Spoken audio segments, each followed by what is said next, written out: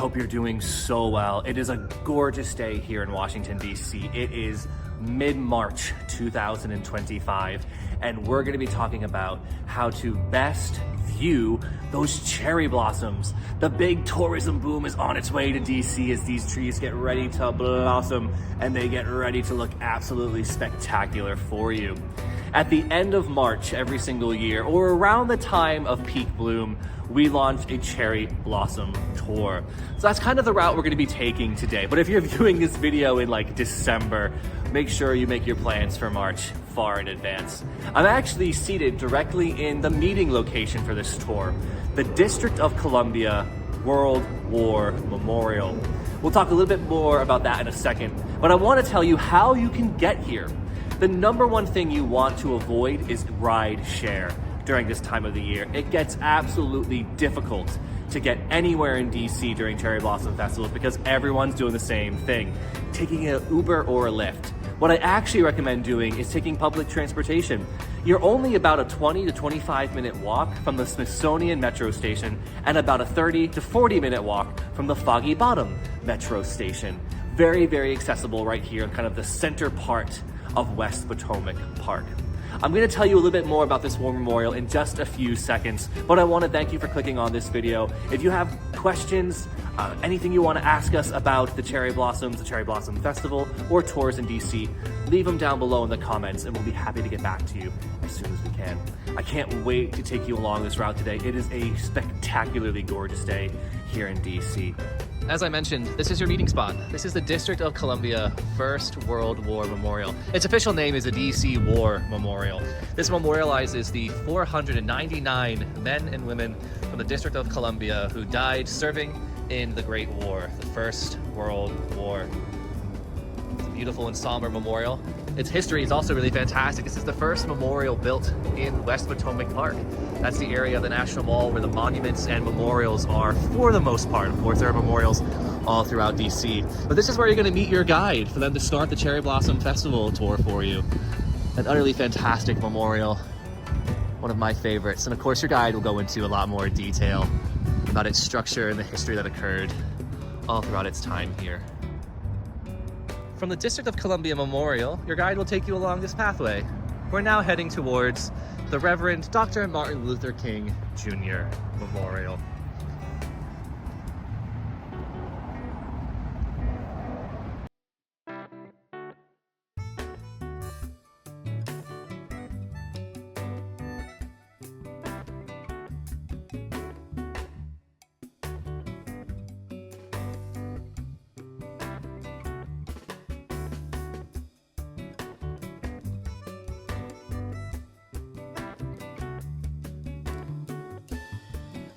We are now entering into sort of the beginning of where you can really start seeing some of the cherry blossom trees here. This is the Reverend Dr. Martin Luther King Jr. Memorial. This structure here is called the Mountain of Despair. Carved out of it and pushed forward, that is the Stone of Hope. We're making our way to the Stone of Hope now. That comes directly from the Dr. Martin Luther King Jr. I Have a Dream speech. Out of a mountain of despair, a stone of hope. Take you in. This is one of the largest pavilions of any of our memorials here on the National Mall. Notice there's some quotes along this wall as well. On both sides there are quotes from some of his most famous works, including speeches from the Montgomery bus boycotts, all the way to the final sermon Dr. King ever gave. It was here in Washington, D.C., just 4 days before his tragic assassination in 1968. As we crest along the Stone of Hope, you'll start seeing the image of Reverend Dr. Martin Luther King Jr. carved in exquisite detail from the top of his head till just beneath his fingers. You'll see clutched in his left hand is the I Have a Dream speech. He's carved this way to remind us that his life was cut short. In 1968, he was tragically assassinated. He was in his late 30s. You'll notice that his legs slowly fade back into the stone. Just that important reminder. We have no idea what the world would look like today had Dr. King survived. But we do know that he was a great leader of the civil rights movement, a champion for his people, and a champion for people of all races and creeds from all around the world as well. This memorial is surrounded by cherry blossom trees in all directions, as this is the Tidal Basin. The Tidal Basin here is a man-made body of water, at least kinda. There was a body of water here when the Tidal Basin was built, but they engineered it to have a flow, which brought the water back into the Potomac River. It also is meant to help with flooding in Washington, D.C. as well. And just off in the distance here, that is Thomas Jefferson's Memorial, the final destination on this tour. We're going to be making our way there throughout this video. But among us now are members of the 3,000 cherry trees who were gifted to us by the mayor of Tokyo in 1913, an early sign of friendship in the relationship between the Japanese and the United States of America. These trees are absolutely fantastic. 150 were ripped out of the ground last year, but they are being rehabilitated. They're being saved, with the exception of one. You may have heard of the famous tree, Stumpy. Stumpy bloomed for the last time this past season. This is the Tidal Basin. Your next destination on the tour is going to be the Franklin Delano Roosevelt Memorial, one of the largest as well, all on the National Mall. But you'll also be passing parts of the Cherry Blossom Festival as well. We are now exiting out of the Dr. King Memorial and heading towards the Franklin Delano Roosevelt Memorial. We'll be walking partially along the Tidal Basin. The FDR Memorial is along the Tidal Basin, but it's kind of situated just off to the side. You don't want guests to fall into the Tidal Basin. As you can see, there is no barrier. We're walking this way here.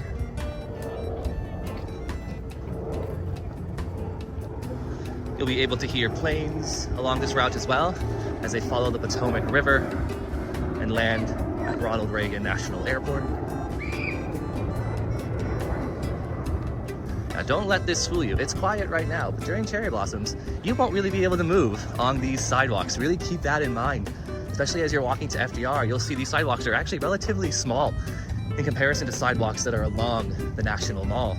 This sidewalk's maybe 6 feet wide, whereas a lot of them on the National Mall are 10 to 12 feet wide to really help with congestion. Not so much here, but this is sort of the beginning. You'll start seeing some cherry blossom events being popped up right here. Everything's getting prepped for.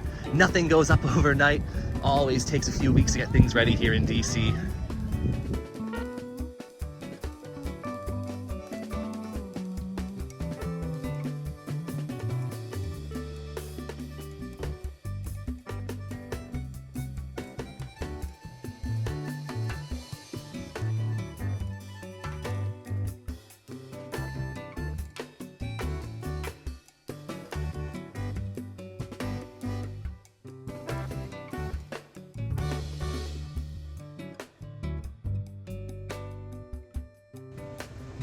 Welcome to the Franklin Delano Roosevelt Memorial. You can see there the inscription reads, President of the United States, 1933 to 1945. America's longest serving president, elected to 4 consecutive terms. We'll chat more about why that math seems a bit weird for anyone who's just doing the math. There are 5 rooms, outdoor rooms, here at the FDR Memorial. The first is known as the Prologue Room. The Prologue Room features an image of Franklin Delano Roosevelt in a wheelchair of his own design. What you may not know about FDR is that he was struck with polio later in his life, and it took away the majority of the use of his legs. He did not like being seen in his wheelchair, so he would build wheelchairs that were actually small and could fit and be easily concealed.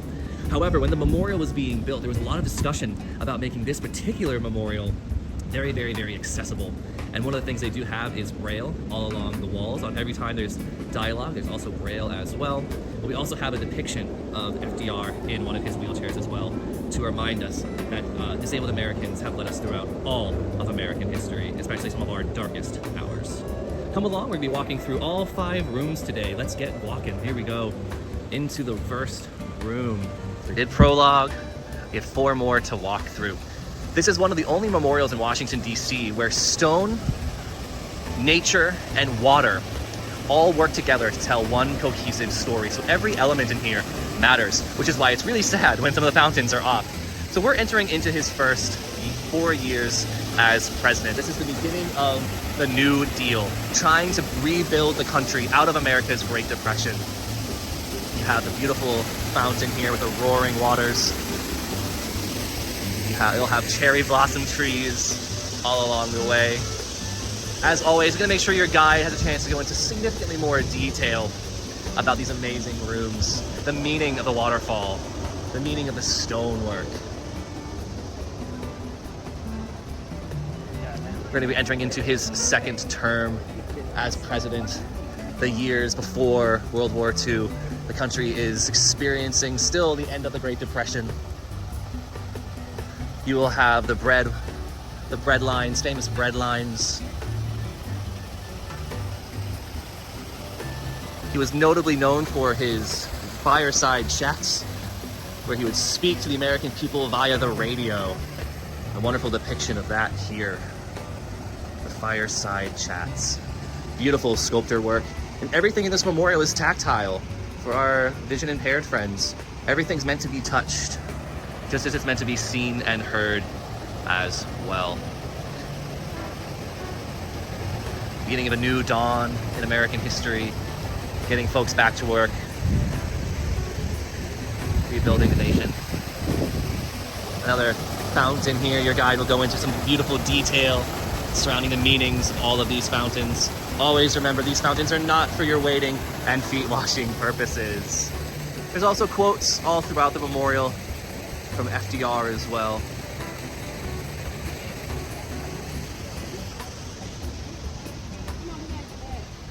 Now this section of the video will last only about 5 to 6 minutes, but this memorial will actually take you about 20 to 30 plus minutes to walk through as a group. We're entering now into his third elected term. You're gonna be entering into World War II at this time. FDR tried very hard to keep the country out of the war. Eventually, of course, Japan bombs Pearl Harbor, December 7th, 1941. This room is meant to resemble what war can do. It is destructive. So you'll see piles of rubble rocks all throughout the memorial. You'll see a fountain in chaos. You'll see a beautiful quote here about war. I have seen war. I hate war. And here you'll have the most famous statue, I think, in this general area. The statue of FDR and his trusty dog, who saw him all the way through his terms in office. It's a gorgeous, gorgeous statue here. And much like the statues around the world, you'll notice that you can definitely see where people choose to pose for their photos.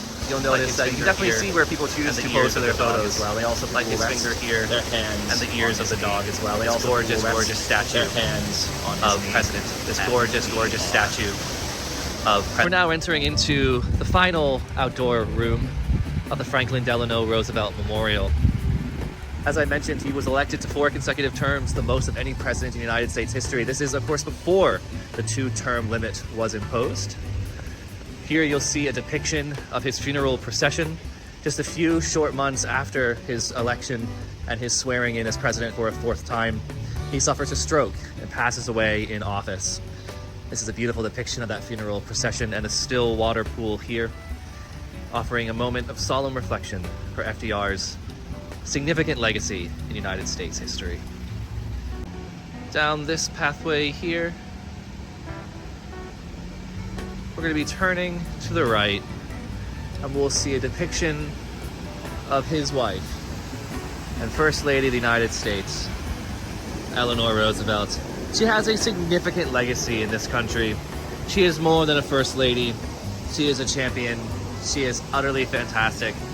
But most importantly to understand is she was the first United States delegate to the United Nations. She was also the only First Lady that has a physical depiction on the National Mall. The only one of all the other presidents who have memorials. It is only Eleanor who is represented physically on the National Mall. A beautiful, beautiful statue. You're welcome to stand in the pavilion and have your photo taken, or just outside of it as well. And then you have this beautiful area that's meant for reflection. It's a memorial garden. You have all this beautiful greenery. This is where all of the beautiful trees that bloom and bushes that bloom are. And you have this gorgeous, gorgeous fountain. All for FDR's amazing legacy. You see some ducks here. Ducks may become a common theme of a Trevor-led video. I do really enjoy DC's ducks very much. From here, this will be where your guide may offer you a restroom break, as there is a restroom just outside after the end of the memorial. Our next destination is the George Mason Memorial. You may have never heard of him. That's why we make sure we stop at his memorial here in Washington, D.C. along the pathway to Thomas Jefferson's beautiful memorial. So come along with me as we head out of FDR. Alrighty, we're heading down. We've left the restrooms. We are working our way towards Thomas Jefferson. This is a long, long pathway to get to Jefferson. This will be when you can small talk your guide, ask them those really important questions like, where should I eat after the tour? How do I get home from the Jefferson Memorial? All very, very good and important questions that you can ask.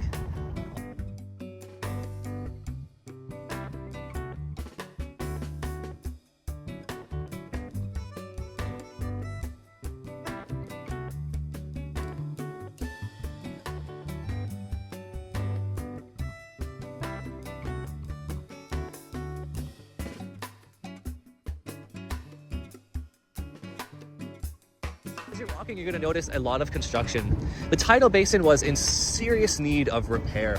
It is a multi-year, multi-million-dollar project to rebuild the Tidal Basin seawall, all to help with flooding in Washington, D.C. So you will see construction all along the pathway here. That's Jefferson off in the distance. But you'll see this construction. Unavoidable, of course.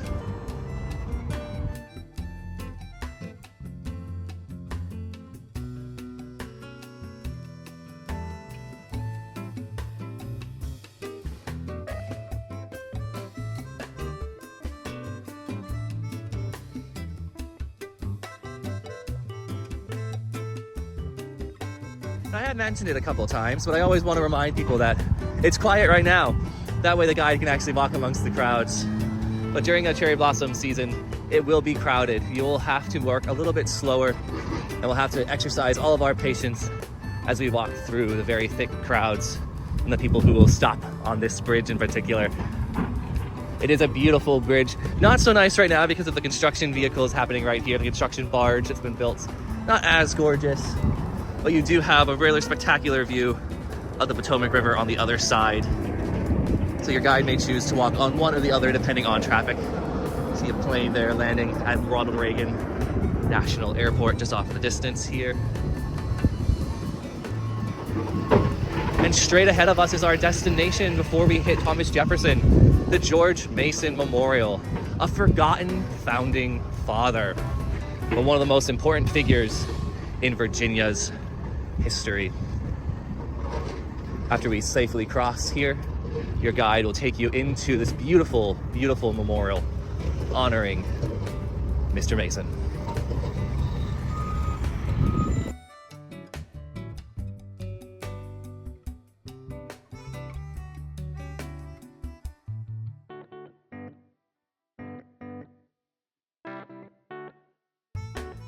This next stop on the tour honors a forgotten founding father, George Mason.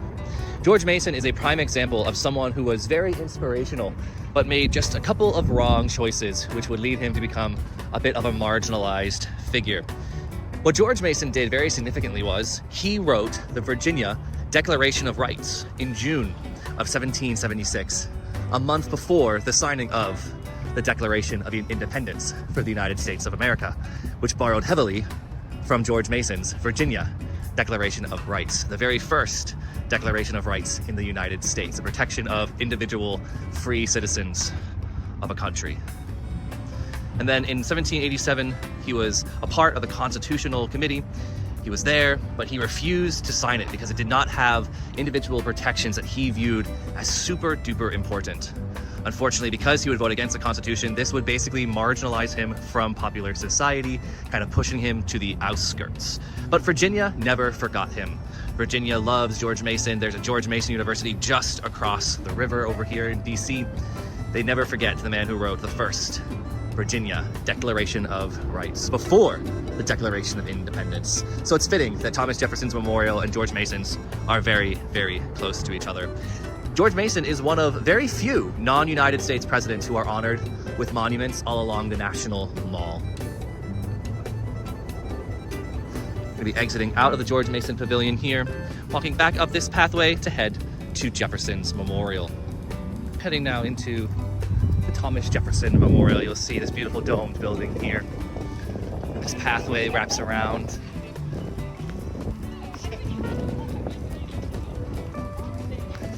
It is possible your guide will take you up a different way, There are 2 different entrances into the pavilion. It also depends on if it's rained recently. If it's rained recently, they sometimes do have to block off part of the entranceway for your safety. This area used to have a bunch of cherry trees, but unfortunately they had to be removed during construction. But don't worry, they're being rehabilitated. Heading now around the corner of the Thomas Jefferson Memorial.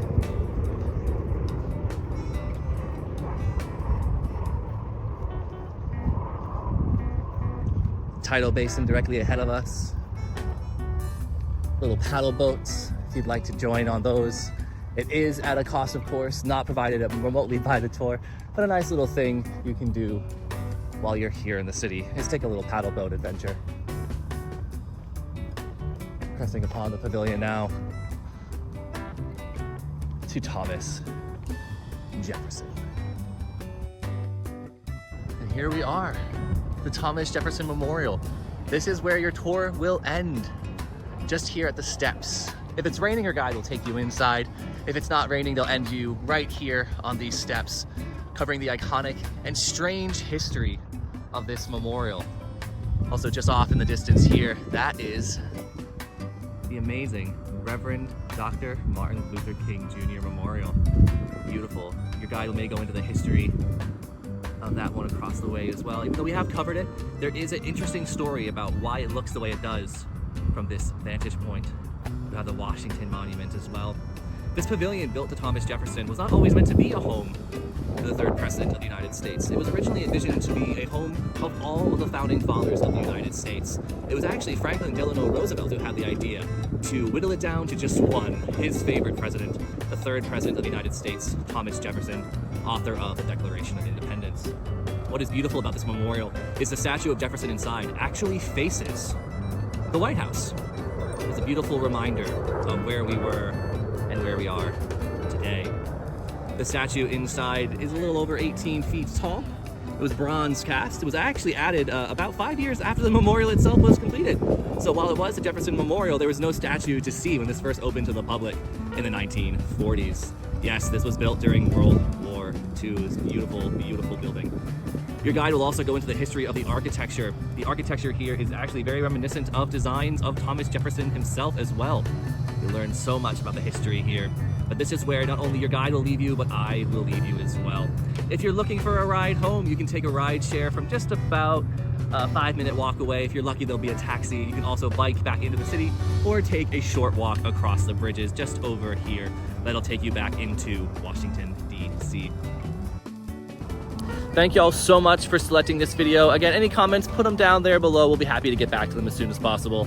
I hope you'll book a tour with DC by Foot. You can go to dcbyfoot.com or you can find our tours on Viator and get your guide. But when in doubt, always book direct through dcbyfoot.com. If you're looking for more tours very similar to this around the world, visit toursbyfoot.com. We look forward to joining you. If you want to request me, feel free, but all of our guides in DC are absolutely fantastic.